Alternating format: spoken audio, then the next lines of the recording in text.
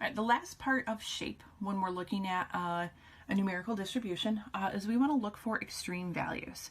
Extreme, either large or small values, are called outliers.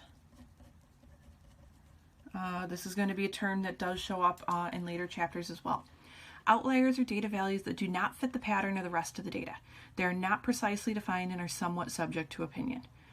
When we see these outliers or these extremely large or small values, we should figure out what those values are, realize that they could be sources of error, typos or something along those lines, or genuine outliers are usually interesting data values.